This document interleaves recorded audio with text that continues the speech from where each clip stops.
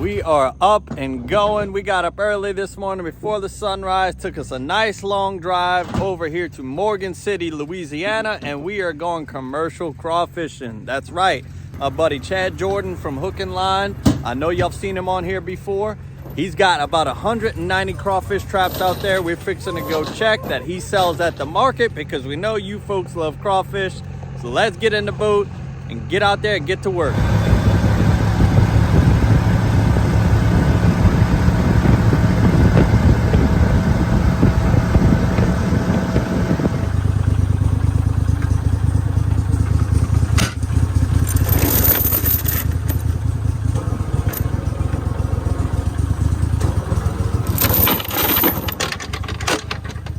All right, tell us what we're doing.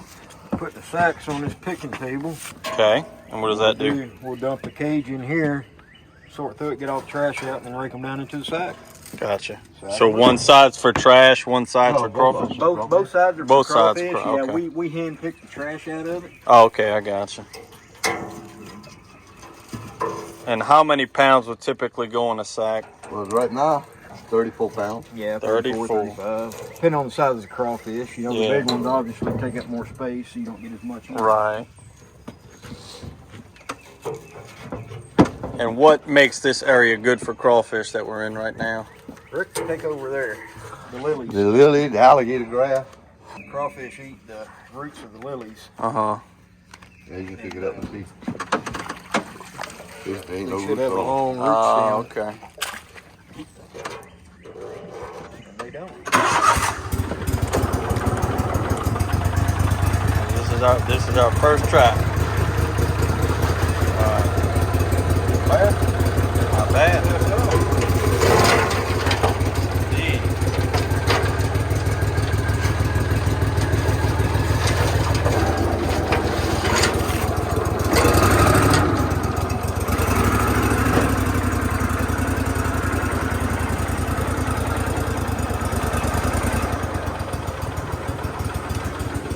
So you can see it's marked here and trapped there. So he's just gonna work on down the line, hitting his marks, pulling traps. The bait has been eaten out. We're not rebaiting these. Normally you would get everything out and then rebait it and put it back.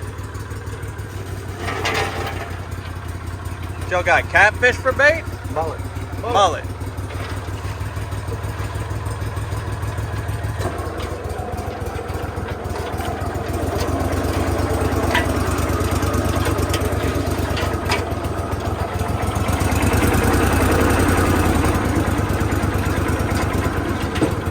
See him crawling up to the top of the traps.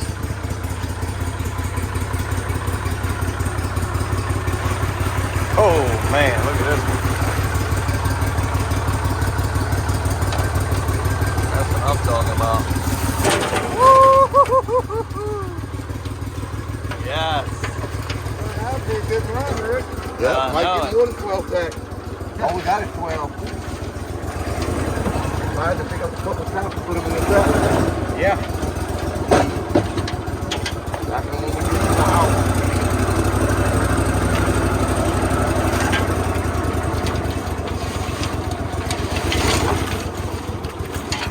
Let me show y'all. You see that? You can see them down in the trap. They kind of come to the top. But what are these? 4 foots? Yeah. These are Yeah, 4-foot pillow traps, y'all. Let Chad grab that one. kind of give them a wash them out best you can before you put them out of the water. Right. And they're tied off. See, here's the string. He's tied off to the tree here. Working on the sack already.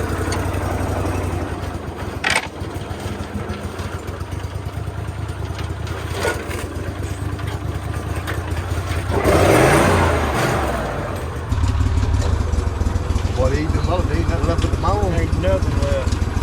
They're eating good.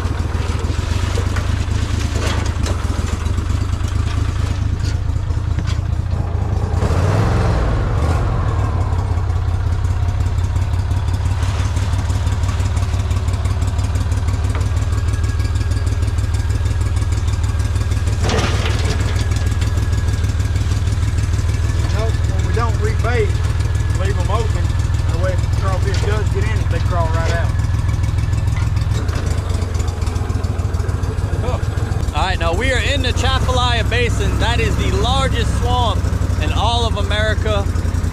Down here in South Louisiana, most of your wild-caught crawfish from Louisiana come from this swamp right here.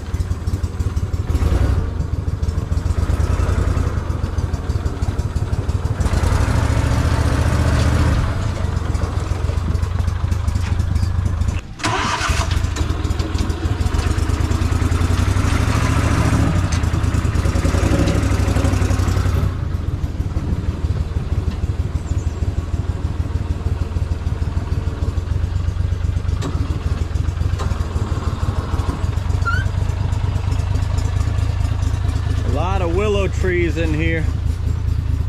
You see some cypress mixed in as well, but a lot of willows. This is black willow, and this is actually an invasive plant called a hyacinth, but it turns out to be great for crawfish.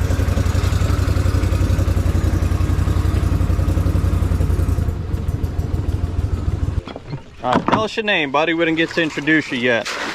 My name is Ricky Lacoste. Ricky Lacoste, and you're from here in Morgan City? Yep. How long you been crawfishing for? Oh!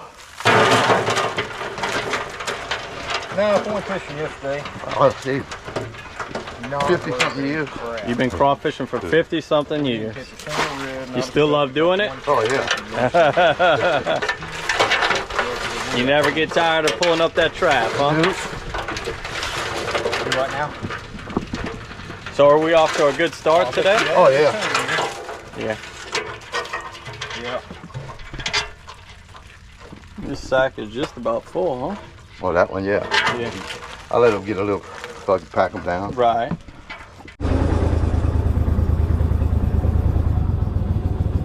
Now these boats are designed to be really narrow so you can slip in and out of stuff like this. This is a crawfish bateau, probably built somewhere right here in Morgan City. This is that in Montana. Oh, really? Built in Montana.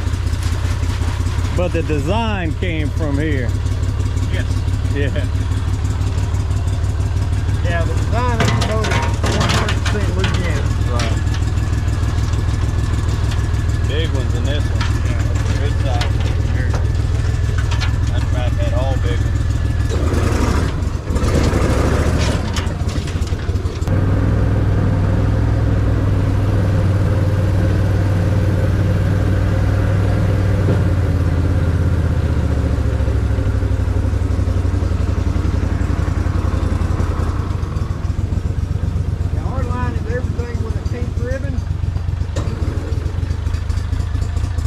So you'll see the orange ribbon there. That's another trapper. So what you do is you just run your color, okay? He's gonna respect that guy's gonna respect him, and everybody, there's enough for everybody to go around. As you can see, I mean, every trap is catching really good. That was a hell of a trap right there. Golly.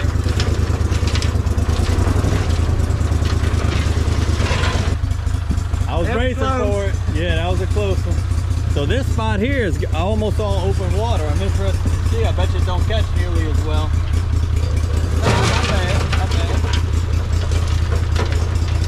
And those are touching the bottom? They're resting on the bottom? Resting on the bottom, yeah. Yep.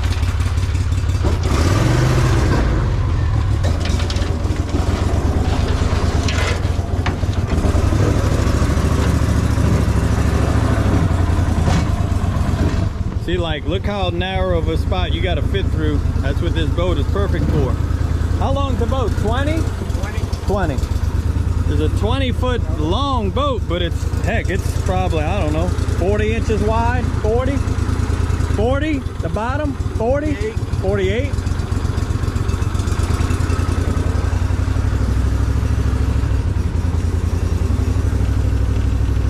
Look at that, just slipping right through all this stuff. There's another pink ribbon up here.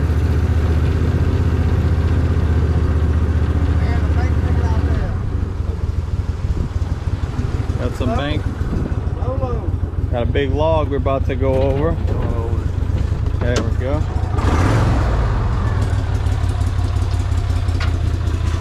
That's gonna be a good one. That's gonna be a good one. So.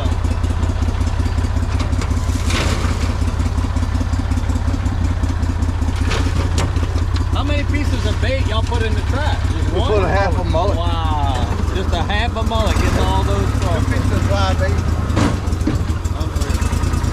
They're only putting one half a mullet, not even a full mullet, to catch all of these crawfish. Isn't that crazy? Yeah, we don't put the mullet for that long. They're big mullets though. Okay, all right. That makes Coming out of sense. Florida. Saltwater mullet. Yep. Big saltwater mullets, yeah. Still. Yeah, look at it. That's a big mullet.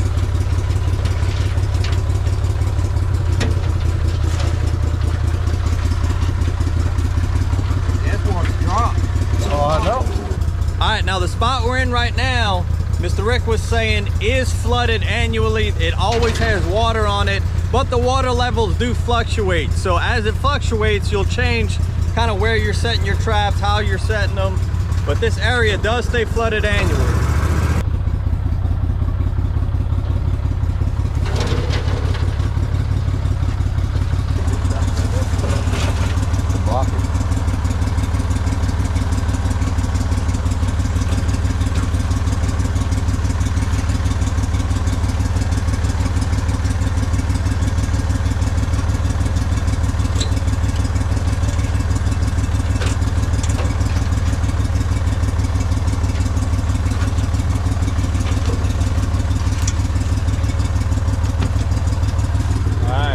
First official sack. That is one hell of a sack, Mr. Rick.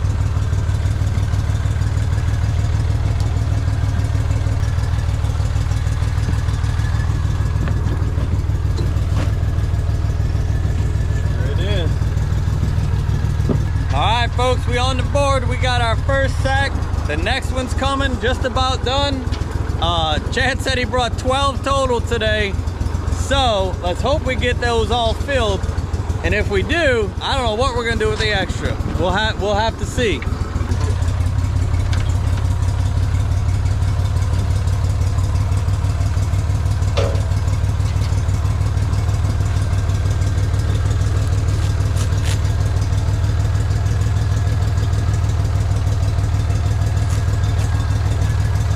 There we go. We've been doing this for about 20 minutes. That's 2 sacks. Going rate is about $1.50 per pound. That's selling to a buyer on the open market. I think they're what, at about $2.50 a pound, something like that right now? Now that's when you go to buy from the retailer. Obviously, the further away you live, the higher that price goes up. But about $1.50 a pound right now is what they're getting at the dock.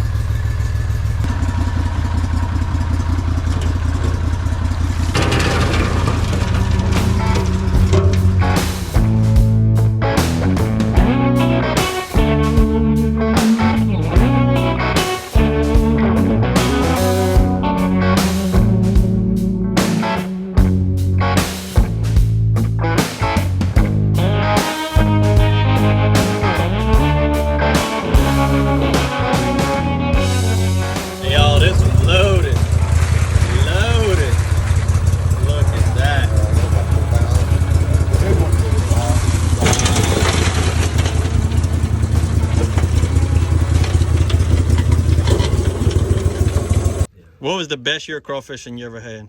Me? When I was fishing 65 traps for 28 sacks, then 3-foot single throats. Just for frame of reference, And how many? go ahead. 25 cents a pound. In what year? 1970? That was in the 70s. All right. So for frame of reference, he said 16 for 28 sacks? 65 traps for 28. 65 for 28, and what we doing today? We're doing 200 for what, No, 12? we're probably about 170. Yeah, you think so? Yeah, so we got about 25 unbaited. Yeah, right. We left a lot unbaited that wasn't catching. Just like most things, it used to be better in the old days, huh? That's right.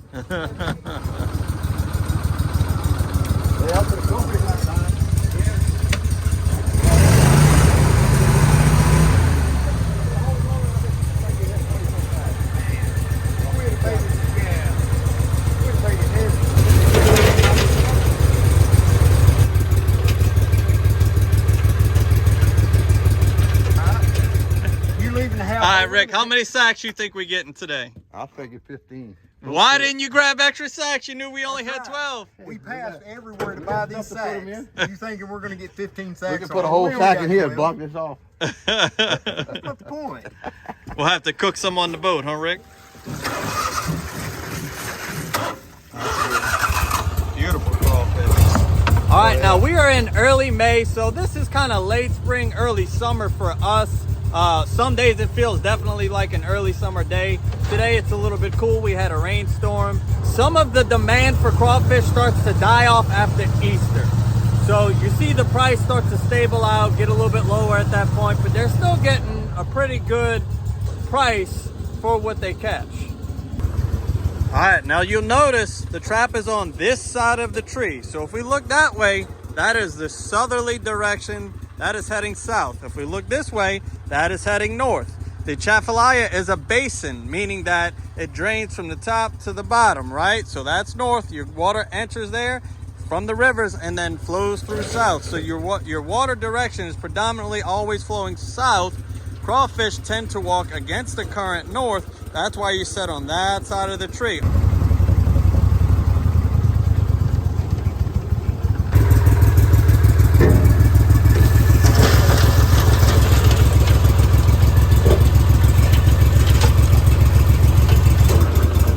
All right, we on to the boxes now.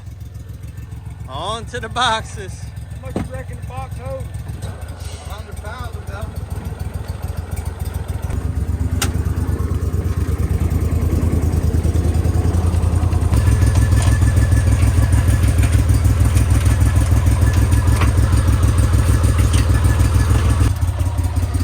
That's gonna be it. Right. So I can be more confident. Then these are gonna have some more babies. Like that.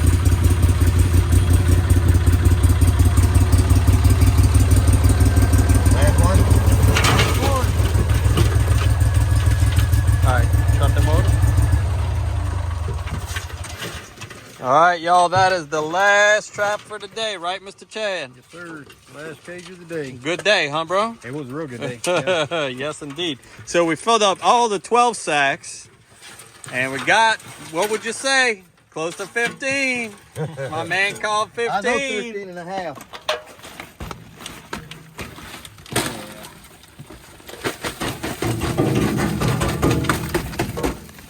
Yes, indeed.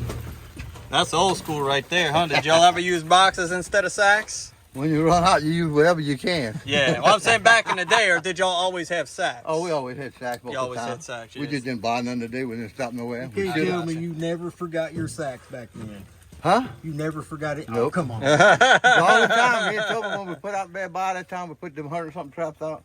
We didn't have but about 4 sacks. Went back the next time, we had 12 freaking sacks. So we had to call to get some sacks brought to us at the landing. It's a good day, fellas. All right, folks. Well, that's going to wrap it up. 12 sacks, plus we almost filled one of those boxes to the top. Wonderful day. I hope y'all got to see what it's like to run crawfish traps as a commercial fisherman down here in the Atchafalaya Basin, America's biggest swamp. Now, we got crawfish. You know what we got to do. We got to eat. All right, y'all. Well, like I've been doing, we went ahead and did a crawfish boil first, right? I boiled all those crawfish. We all ate them together as a family. And then we saved as many tails as we could once everyone was done eating. You've already seen me boil crawfish. So my goal is to show you what to do with your crawfish tails that you have left over after the boil. All right, so what we're gonna make is a fried crawfish boudin ball. Look at that. Let's just get right to work on these. First thing we're gonna wanna do is just do a light chop on these crawfish. We just wanna break them down a little bit. They're gonna roll up into a ball better if they're not full-size tails. You don't need to overdo it. You definitely don't need to run them through a food processor, but just give them a nice light chop just to break them up a little bit more than what they were. And something kind of like that. All right, so I've got my bowl of loose boudin here. This is boudin that I made. The video we actually did where we caught a hog, I would highly recommend go and watch that, seeing how we cook this boudin. Boudin is a ground sausage and rice mix with some green onion and some seasoning. You can buy it in a case or you can get it loose. You definitely want it loose when you make boudin balls. All right, so we'll go ahead and get our crawfish in there. Get an idea of what our ratio is. Okay, pretty close to 50-50. I'd say it's pretty gosh darn close. Okay, all right, now we want to test and see if it'll form a good ball without us having to add anything. All right, so it formed a ball, but I feel like that's gonna fall apart pretty easily. So we do wanna go ahead and add an egg. All right, that egg is gonna work as your binder. I just, as I'm always working with ground meat, go ahead and get my hands dirty. All right, so now go ahead and take you some pinches about like that, about the same size as you would do your meatballs for meatball and spaghetti. Make you some little meatballs out of that, okay? It's a good thing we chopped up our crawfish. All right, once you get it to a nice formed ball, get it in some breadcrumbs. I'm using Italian breadcrumbs here. You can use whatever you have. I've seen people use chopped up pork rinds for this, but go ahead and get it rolled, covered, and there you go. That's what you're going for. Set that aside, make them all. All right, when your oil comes up to temp, go ahead and drop them in.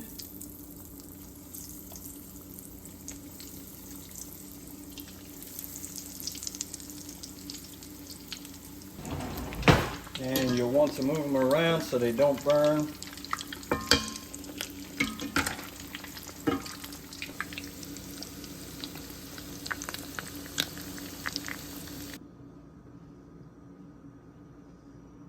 All right, folks, and there they are by themselves. That is a delicious little bite.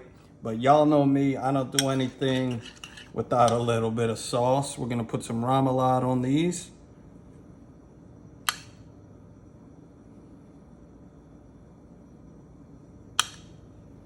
Get you some good remoulade sauce on there. This little guy needs a little bit more, okay? Go ahead and hit it with some paprika. Beautiful. Might as well put some crab meat on top. You know what I'm saying? We had some crabs left over from a crabbing trip. Let's put some crab meat on top. Finish it off with some parsley. And there it is, folks. Good stuff. All right, folks. Good way to spend the day out on the crawfish boat with your friends. Make you some delicious crawfish boudin balls. Look at that. Look at that, look at that. Bring that to a party, see if you make some friends, huh? So good. Gotta have the crab meat and everything on it. Yeah, you're right. As always, I appreciate you for tuning in. Thank you for being a part of what I do week in, week out. And we'll see y'all next time.